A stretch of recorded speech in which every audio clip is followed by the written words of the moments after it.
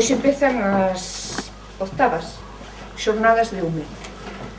E, bueno, son o día de hoxe, o venres próximo, e o día 16, que é a presentación da revista número 4. O ponente de hoxe é Alberto Allegueleira, que nace na parroquia de Centroña en Pontedeume, que estudou filoloxía e que pertence ao corpo tan amplio do ensino e que ademais é un erudito falando destas cousas de moito que sabe, non? Leva 3 anos traballando aquí nas Pontes no instituto, 3 cursos, desde o 2008, aínda que antes xa tiña exercido. Ten feito traducións do idioma español e do francés ao galego, libros que están editados na editorial Laia o Vento.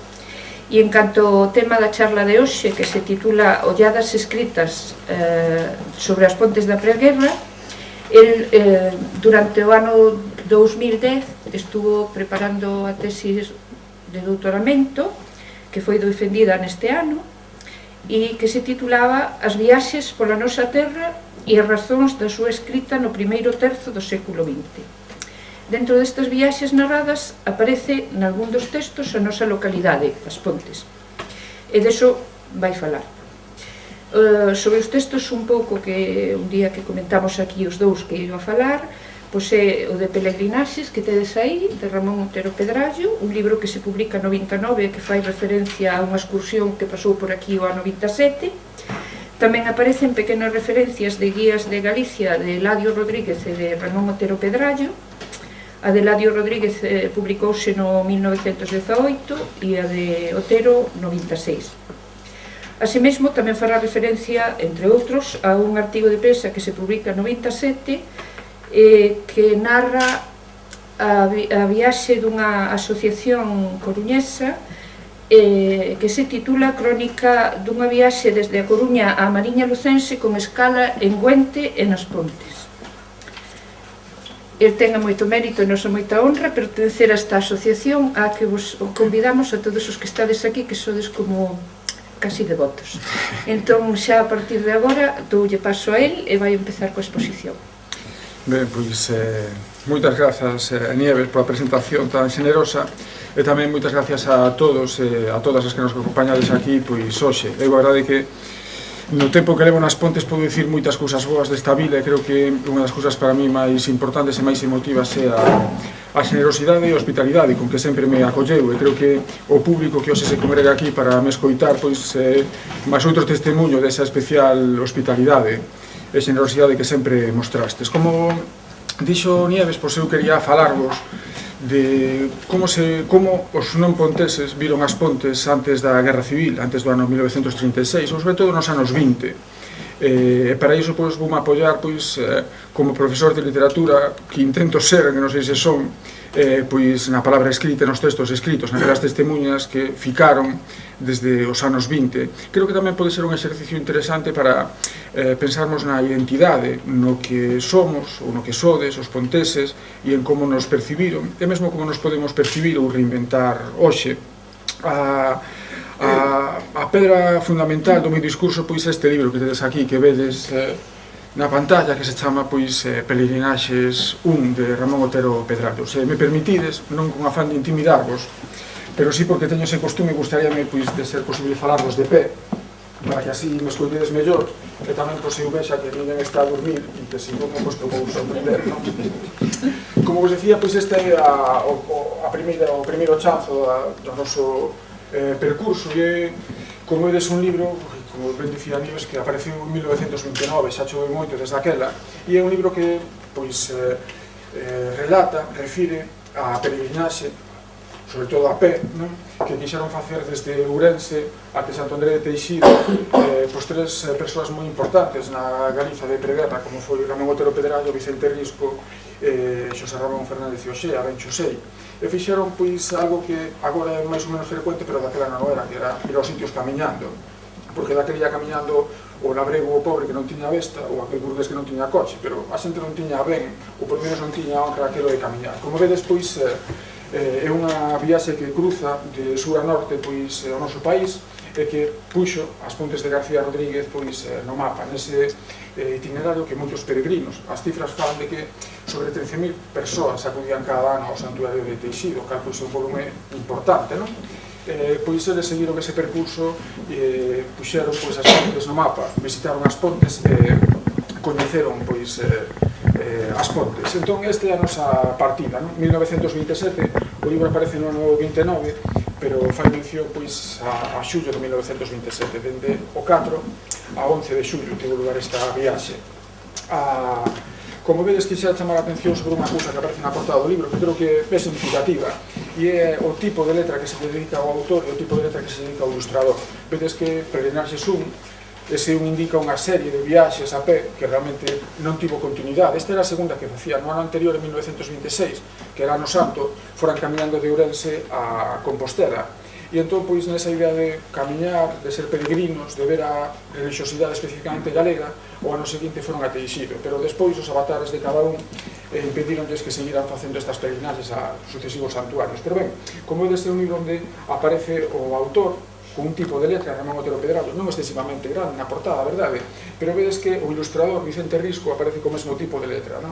E iso, pois, anticipa unha característica típica dos libros de viaxe hoxe en día, e non tan típica daquela que é a ilustración, que ademais de saber cousas dos sitios, vexamos pois, deseños, non?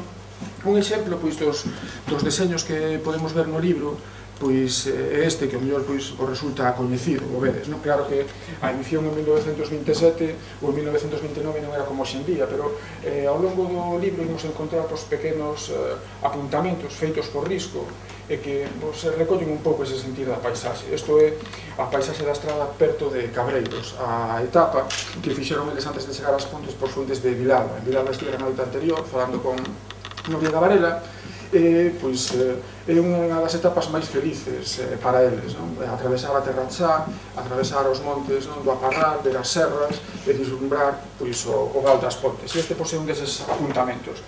Eu quería que lésemos ou por menos chamarvos a atención sobre algún destes aspectos do que foi pois, a súa chegada, non? As Pontes e como eles percibiron as Pontes en 1927. Non había Endesa, non había central térmica e era unha paisaxe moi distinta. Isto é unha destas ilustracións, como vedes, a Risco interesaba a paisaxe e interesaba a etnografía, non lle interesaban pois as grandes manifestacións artísticas, senón as manifestacións do povo, ou da tradición, que diría ele, non? Entón, un apuntamento do cruceiro de Cabreiros, e entón, pois, esta é a entrada, a aproximación ás Pontes, non? Fálanos da visión, pois, podemos imaginar perfectamente, pois, no Aparral, achegándose ao Val das Pontes, e como se intúe, como vedes, pois, intúese, pois, o río Eume, o Fraile Muz, ao sur, pois, o que pode ser a Serra da Loba, Xestoso, que Otero coñecía moi ben e coñecía sobre todo de memoria, porque sabedes que Otero Pedrallo era profesor de xeografía e gustaballe moito a súa profesión, e de feito sabía de memoria pois, o famoso mapa de Fontán, non? A grande aventura do século XIX do punto de vista da cartografía e dos mapas. Ben, entón, pois, Otero coñecía o mapa de memoria, por tanto, cando iba percorrendo a paisaxe, sabía exatamente os nomes e os lugares daquilo que vía. E se había alguna cousa que esquecía, como cando chegaba a casa e iba a redactar o libro, pois miraba pola chuleta. Pero ben, esta é a súa chegada ás Pontes. Fixaros, Otero, a verdade é que foi prosista, pero podría ser poeta e lle gustaban moito as metáforas, era un torrencial escribindo, e vedes que esa primeira impresión, non? Señores da paseo, piñeirales, pechos, mestos, harmoniosos, ouro verdecente da Serán, a cada volta da carreteira vaise rodeando para nós a conca das Pontes, ron, roca e piñeiros. E aquí a imaxe fermosísima, un grande golfo de piñeirás aberto no cerne das montañas, non? Así como el percibiu desde o Aparral o que é o val, a conca, onde se acolle a vida das Pontes, como un gran golfo de piñeirais no cerne das montañas, non? Despois vai seguindo, vai describindo pois, as manchas brancas de xente que había nesa paisaxe, como aqueles lugares, e entón pois, vanse achegando pouco a pouco as Pontes. Cando están chegando, pois, as primeiras persoas con que me encontran, pois, bueno, sabedes, o Eume aquí tamén golfa un pouco, cruce de camiños, por outras penedías, pero eu quería chamar a atención sobre o seu primeiro encontro, non? Casas Brancas, Ponte Río, noite de sábado, Nova Esperanza para o día seguinte, e non se pode olvidar da seriedade da vida. Aquí, inda lonxe, chegan señores da paseio. observámolos con grande curiosidade, ben mantidos, importantes, paso digestivo. Hai unha gimnástica burguesa ben século XIX para pasear polas carreteiras, non? Así que os que se encontran era xente que estaba facendo gimnasia, non era precisamente labrego, senón xente que camiñaba con ese paso digestivo. Dinos, con todo estes señores non me parecen ser da vila, levan gabás demasiado á moda, que prazer para un veraneante poder dicir chegado outono. El día de julio salimos de paseo a las tardes en Puentes de García Rodríguez e teníamos que llevar gabán, sospeitosos de chegar a unha vila de oxigenación. E esa é a visión que ten Otero das Pontes en 1927, un lugar onde a xente viña oxigenarse, respirar o aire puro da montaña e a frescura, non, do que podía ser as temperaturas estivais aquí. Esa visión da xente que viña aquí a tomar o aire desa vila de repouso, desa vila case suiza, pois é a que predomina neste libro, non? Aquí tedes pois como desemborde o tema das pontes, a modo de síntese tamén, pois para non estenderme demasiado, quixera resumir fundamentalmente a visión que lle dá, non? A visión que ten das pontes, e que é unha vila onde que, por exemplo, lles custa moito encontrar aloxamento, e lles custa moito encontrar aloxamento porque había moitas persoas, había moita xente na vila, igual que eles de veraneantes, non? Dinos aquí, non? Bueno, fixados, petamos en moitas portas, na vía pousada para nós, o remate apareceu, unha casiña nova na entrada do pobo pola carreteira de Vilalba. Diante aceras e acacias, detrás hortas ben coidadas, muros labregos e fondos tremorosos de piñeiras. Na galería cosen costureiras afanosas no día de sábado, non? Esa idea de que había moitas persoas que venían aquí pasar o verán e onde non era fácil encontrar aloxamento, non había internet, non se podía reservar con antecedencia e entón pois pasaban estas cousas, non? Sobre o que é a visión, non, da vila tamén pois vede aquí, pois, nesta página, que son as primeiras observacións que fai, como era a Vila das Pontes, non? Para eles, para ese viaxeiro que chegaba camiñando e entón pouco a pouco se conocía o lugar e quería descubrir a vila. Dinos, luminosa, antes a zona vella e a zona nova, non? Un cruce de estradas, a Vila da Idea sur de Ceibe, despois o primeiro do paseo, un cruce de estradas, sempre foi a súa razón de vida, non? As pontes realmente como un lugar de paso, a comunicación entre a terra chá e as mariñas, non? Dinos Otero, as estradas antigas procuraron a ponte vella e fanse rúas antergas. Os callaos do chan figuran botar chispas ao pasar dos cabaleiros de outro tempo. Hai casas grandes, hai casas de grandes balcós de laxes, moitas delas esmoronadas, comestas por pedras, nesta hora do empardecer, mouras e decorativas, non? Así que o que podía ser o que era a vila, o molle, como chaman, creo, pois vedes que non lle causa unha imaxe pois moi de máis ben de decadencia, non? Pois esas grandes casas que están abandonadas, esmoronadas, casas de artesanos vilegos. As estradas novas criaron outra vila, perpiaños, galerías, tendas, acacias de bola, cafés, praza de bancos, despachos, dos boletíns, luminosa, espallada, ca presenza constante dos piñeirás, non? Así que unha vila nova que xurde alrededor da estrada, que hoxe podemos intuir cal é a súa planta, non? Pois o que pode ser a Avenida de Galicia, mesmo a Avenida de Castelao, a cuadrícula na que se ubica a biblioteca, que é esa vila que estaba xurdindo xa entón nova, luminosa, espallada, non? Dinos, hai xentes, mozos da aldea, botanlle un ollado ao pueblo gallego, e este tamén é un detalle simpático, é revelador, o pueblo gallego editábase en Vigo, e realmente recibíase todos os días aquí, nas Pontes, entón significa que era unha vila ben conectada e ben atenta ao que era a actualidade, porque frente a La Voz de Galicia ou el Correo Gallego de Ferrol, pois, en fin, chegaban outros medios de comunicación e estábase atento a eles, non?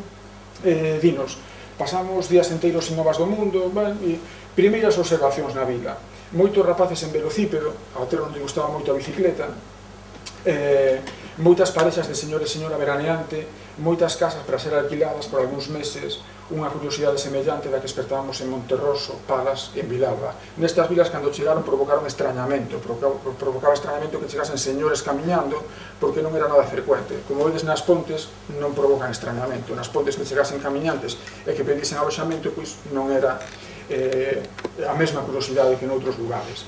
Vila de Bos Aires que ten un porvir no veraneo e no turismo, non? Que grande paradoxo que non había de dicir. Aire de montana, peneirado polos piñeirais, sanatorio e asepsia. O Eume ollou a colonización monástica en Cabeiro, agora, ao igual dun río suizo, que foron tamén feudales e monásticos, proporciona o romantismo necesario por burgués en vacacións, non? Así que, frente á colonización monástica, a colonización burguesa do río Eume, que era precisamente a vila das Pontes.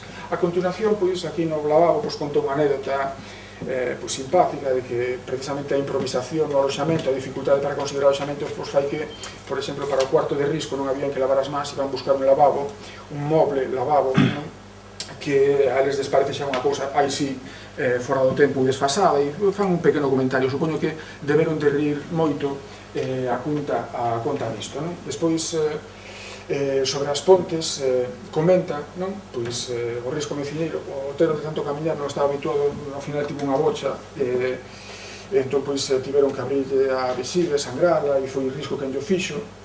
Pero neste apartado, neste capítulo, coméntanos tamén pois a conversa que tiveron co que o patrón, o dono, non? Entón, pois, o dono dicíalles, polo de pronto baixamos a cear, boa mesa, longa conversa co patrón. É un home listo e pequeno, negociante, emprendedor, enredante, amigo do viño dos contos, un pouco bule-bule con moita ambición. De fixo quer chegar a ser o primeiro hoteleiro das Pontes. Isto gustaríame subliñalo, o feito de que o patrón, do que non se dá nome propio, pois que quixese ser o primeiro hoteleiro das Pontes, que se presta unha interpretación de que non había ningún hotel nas Pontes, a xente que viña aquí pois quedaba nas clases particulares, e entón había alguén que quería ser un empresario e montar un hotel, ou ben, pois o feito de que xa houvese algún establecemento hotelero e este quixese ser o número un, non? O grande empresario da hotelería pontesa. O certo é que é importante esa conversa longa que din que teñen co patrón, porque danos un pouco tamén a imaxe de que era o que a información que les tiñan e a información que finalmente nos transmite Peregrinaxes. Como vedes, nesta obra, fai o Otero da viaxe por as Pontes, menciona o aire puro, menciona unha presencia importante de veraneantes, pero non di nada dunha das cousas que sí que ficou na memoria colectiva das Pontes e que ainda ten importancia hoxe en día, como é as boliqueiras e a auga, non? É dicir, a idea do termalismo ou da fonte termal como o principal elemento atractivo para o visitante. Eu, ás veces que teño falado cos ponteses, a hora de falar do pasado, de falar dos visitantes, está viva na memoria dos ponteses a idea das boliqueiras e a idea de que había un grupo, unha presencia importante de persoas que viñan beber as augas, non? E curiosamente, nesta crónica de 1927, pois falase de que había moitos verantes que viñan tomar o aire, pero ninguén lle dixo a Otero, ou polo menos Otero prescindiu dese dato, de que habían persoas que viñan beber as augas, que viñan pois tamén para curarse ou disfrutar da rica auga das boliqueiras, non? E é un dato pois que bueno, pois bota en falta nesta crónica que chama a atención, sobre todo cando vemos ou apreciamos que hai un potencial turismo e que hai un número importante de afluentes e de visitantes á vila, non? E é, desde logo, pois un dato, a min particularmente, pois que me chamou a atención. Sobre outras disquisicións pois, que fai Otero, eu recomendo-vos o libro e a lectura do libro, non só porque nos di das Pontes, non? Sino que realmente é un libro, é unha viaxe a través do espacio, pero tamén unha viaxe a través do tempo, feito de poder percorrer prácticamente o centro de Galiza pois nos anos 20, facernos unha idea de realmente como era ese país, non? Entón, aparte de recomendarnos a lectura, eu tampouco quería estenderme moito máis nela, únicamente pois pones a dormir e entón o día seguinte, o día 9, pois é o día domingo no que emprenden a viaxe a Ortigueira. Finalmente a viaxe a Ortigueira van a ter que facer en autobús porque como Otero está coxo e non pode seguir camiñando, pois teñen que coller o bus, pero antes de coller o bus xantan aquí nas Pontes e van á misa, non? Otero non, que estaba coxo, era católico practicante, pero non pode ir á misa, ese día tiña bula, e os compañeiros pois sí que van. E tamén outra cousa curiosa é que viaxeiros tan atentos precisamente á realidade etnográfica, ao patrimonio do país, pois non mencionan ni fan ningún tipo de consideración sobre a igrexa parroquial, simplemente din que van á misa, pero non a describen, non fan ningún comentario sobre o que é o propio templo, e iso pois tamén é chamativo, non? Sobre a viaxe, pois fixados tamén a modo pois, de curiosidade, pois estánse despedindo, non? Está falando do domingo, xantan aquí, o pobo deserto, o domingueiro, a néboa desfeita, en fin, as orballeiras, vai decorrendo polos montes, sobre os piñeiros, marchando e volvendo preguizosa, non? É dicir, que o mes de xullo pois, non era precisamente soleado, e di, estrena a sensación da viaxe en auto, un intermezzo noxento e necesario, non? Si pudese ir andando, pero non lle queda máis remedio. E despois o que é a maravilla da técnica, porque dinos que en poucas horas debullamos os 38 kilómetros hasta Ortigueira, non?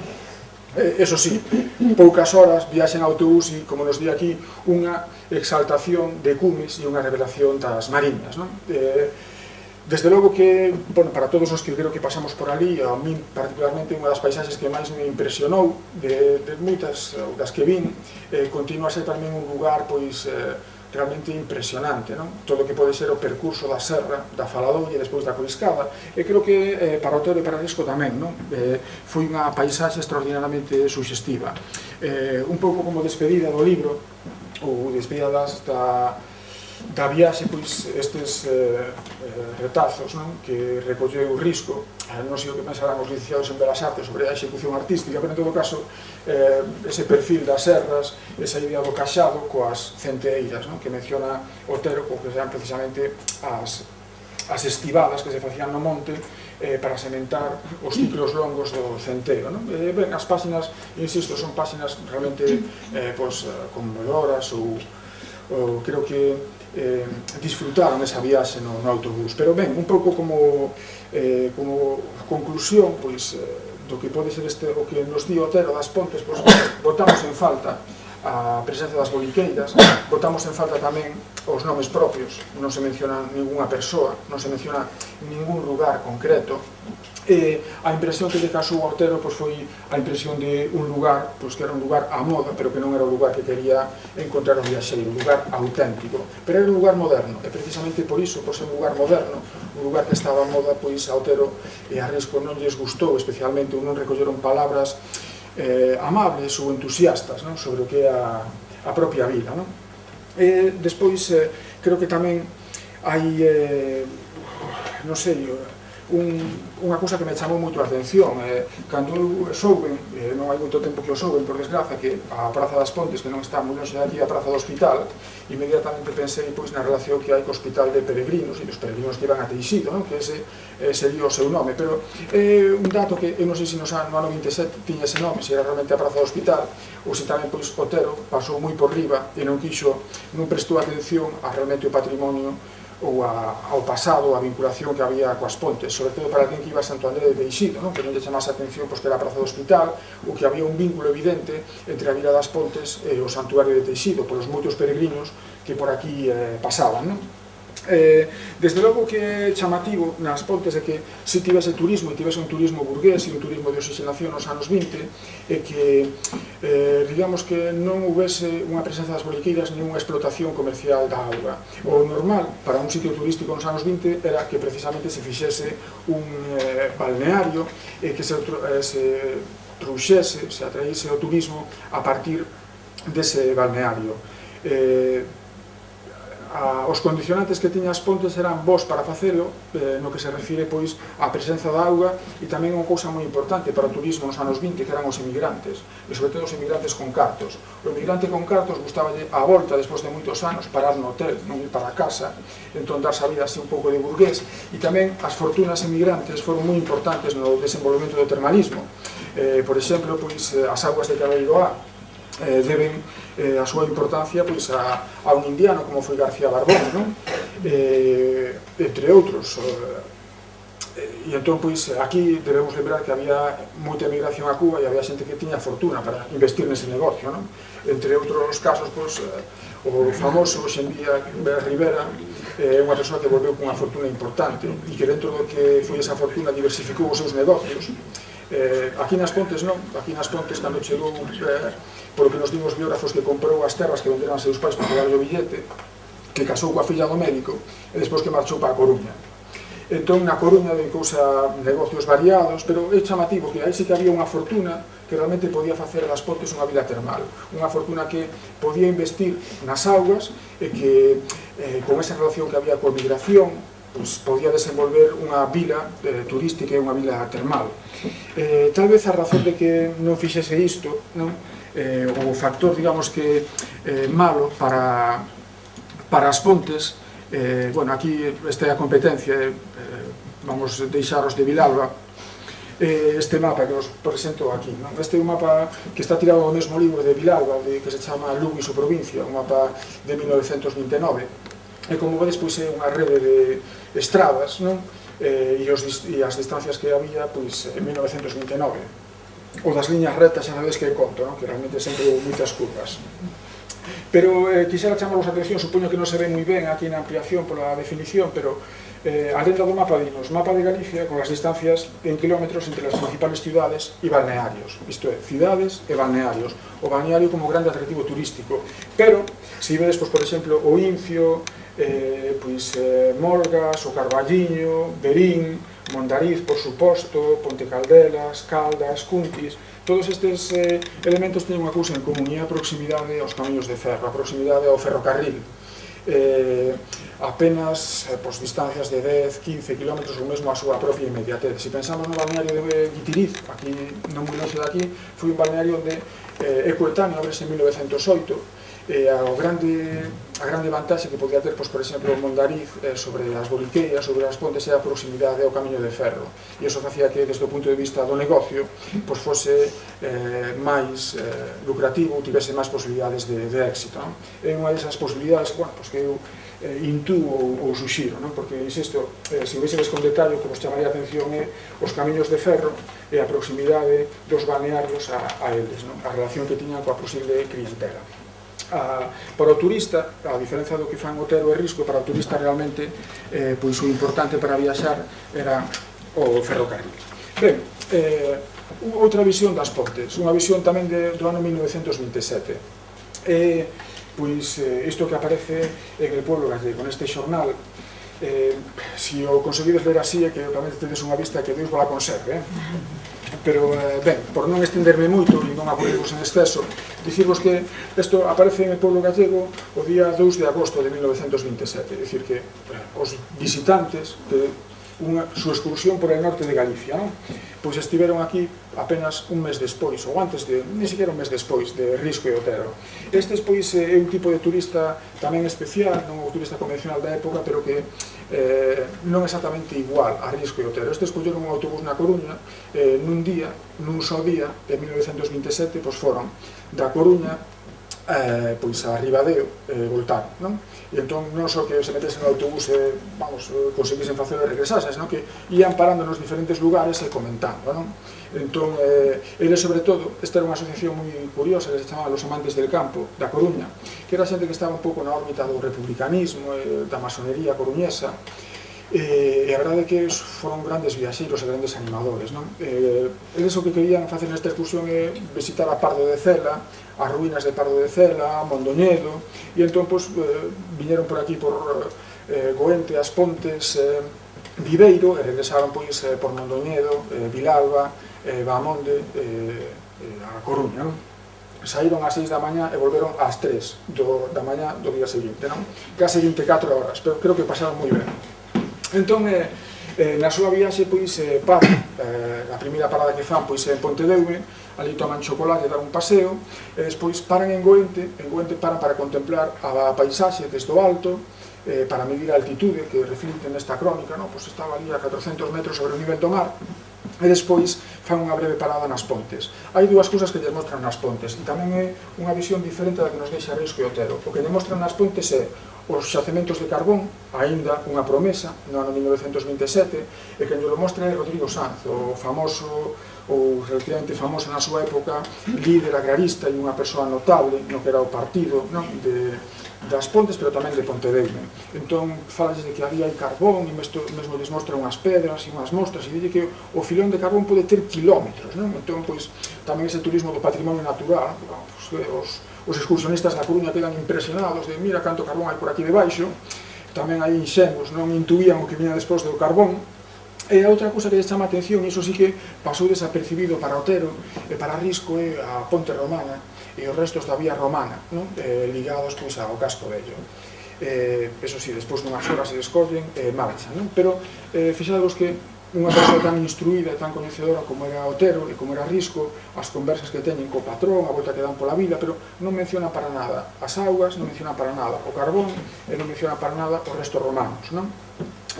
O cal, pois, é chamativo, son visións contrapostas, desa maneira de ver as pontes e de viaxar. Sobre iso, pois, sabedes que a imaxe, o patrimonio que temos, pois, en fin, desde unha vida moderna oxigenada ata un lugar onde había restos dos romanos e un lugar onde, bueno, pois, é posible que haxa carbón, non? Isto que tedes aquí, pois, ben, a segunda parte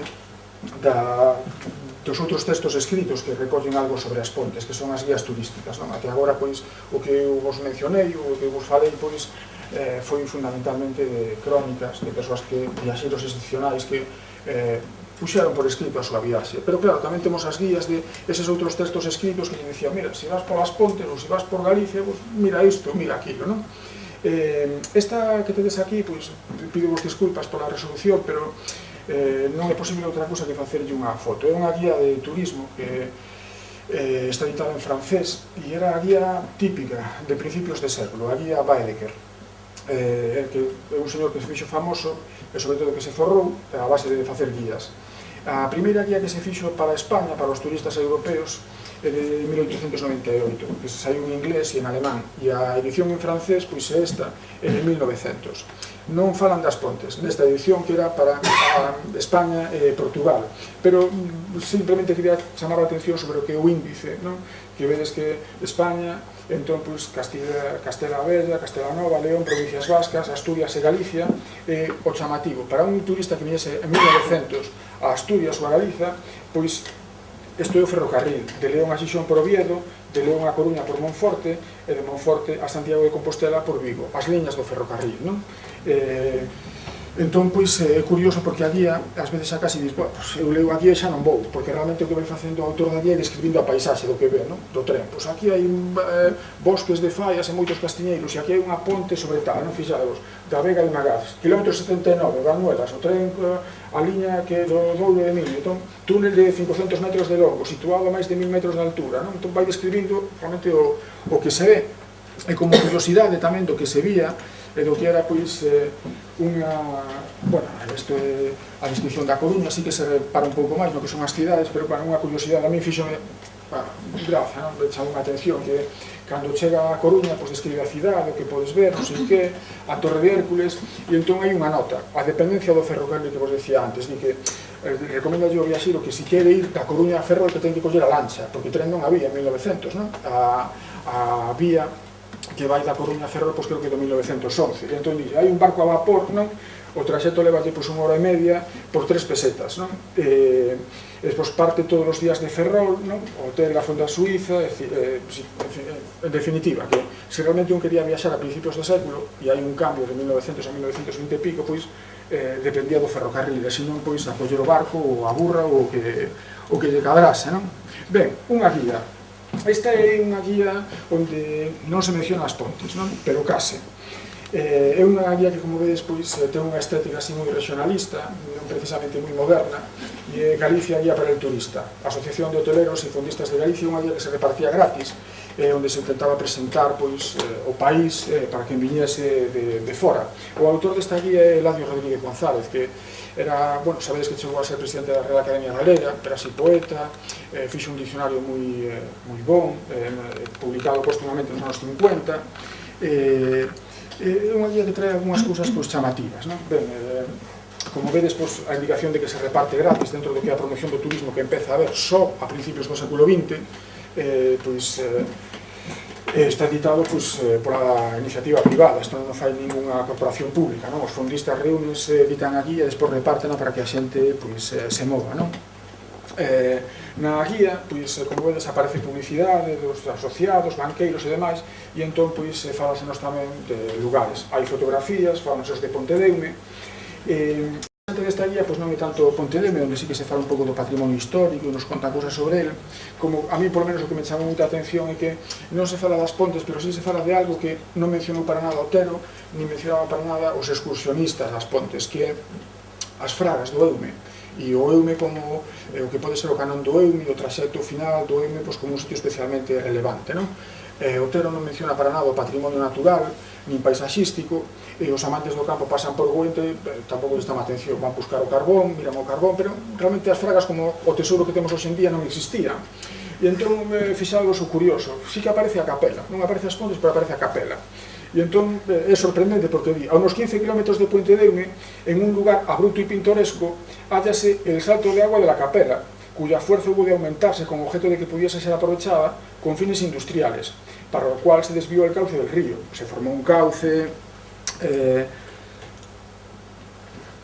artificial de más de 1 kilómetro y se construyeron 3 o 4 túneles. La fuerza motriz de este salto se utiliza para suministrar energía a las 2 fábricas de electricidad y a los tranvías eléctricos de La Coruña, así como a otra empresa industrial de Ferrol.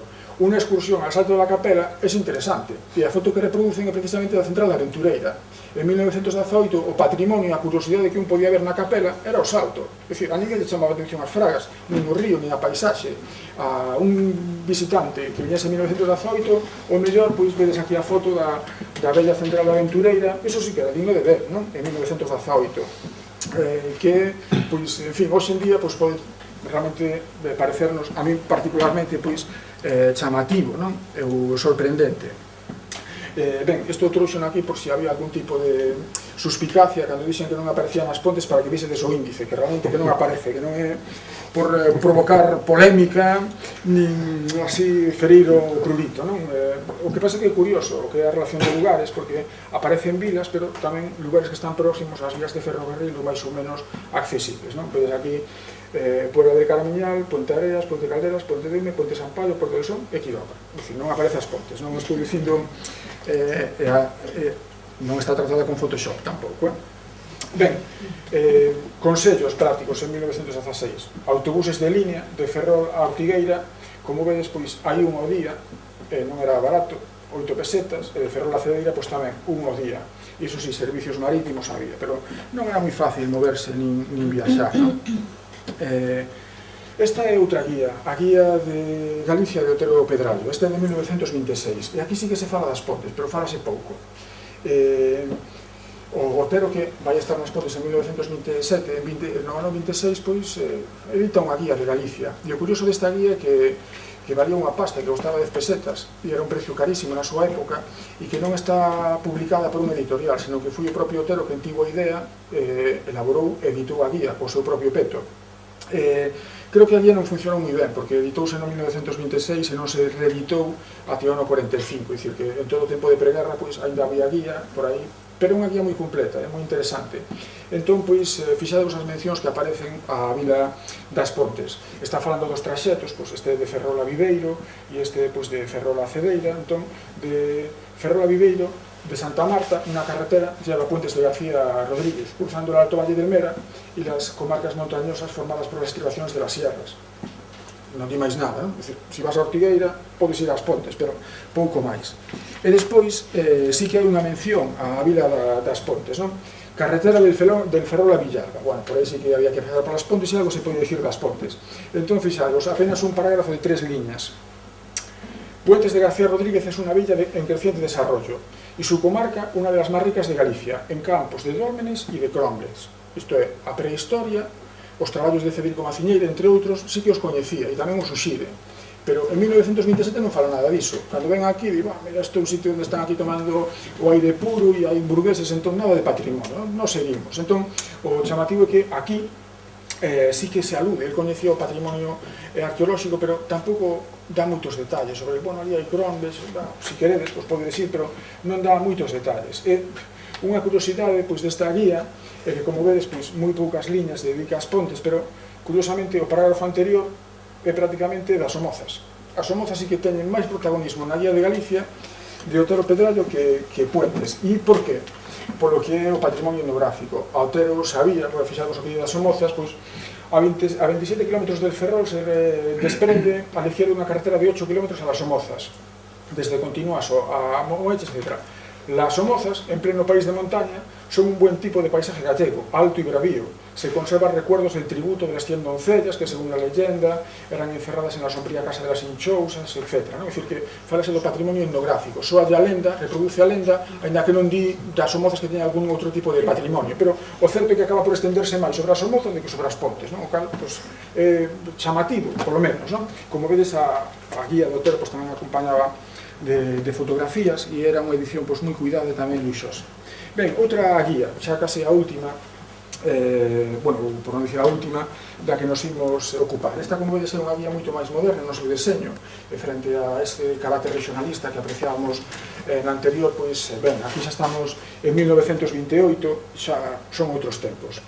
Son outros tempos no deseño, na propia vocación. Como vedes, a Coruña xa marcaba estilo, tamén en 1928, entón, pois, o que se xure para os visitantes é, como vedes, a moda, non? Traxes así de sport, de verán, para sufrir ben a calor e practicar deportes, a vela, os xogos, non? Eses corpos estilizados, todo moi ben. Esta guía da Coruña do ano 28, pois ten unha diferencia moi importante respecto da anterior, non? E que, como vedes, está editada xa por un organismo público, a Oficina Municipal de Información e Propaganda, non? Entón xa había unha política pública que promocionaba o turismo, ainda que, sí, con ámbito provincial, non?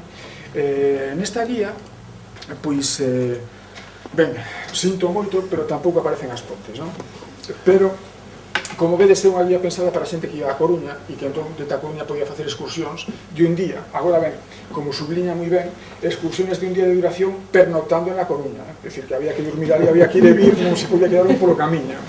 E entón, pois, se un pernoctaba na Coruña, podía ir a Cambra, a Betanzos, a Pontedeume, a Cabeiro, a Pastoriza, a Sobra dos Monxes, a Ferrol e a Compostela, non? Son así os lugares que aparecen referenciados. Entón, esta guía, ainda que non aparece asinada directamente, pois é obra dun grande erudito da preguerra, tamén da posguerra, como foi Ángel del Castillo, que era unha persoa, pois, en canto ao que pode ser precisamente o patrimonio, que sabía moito.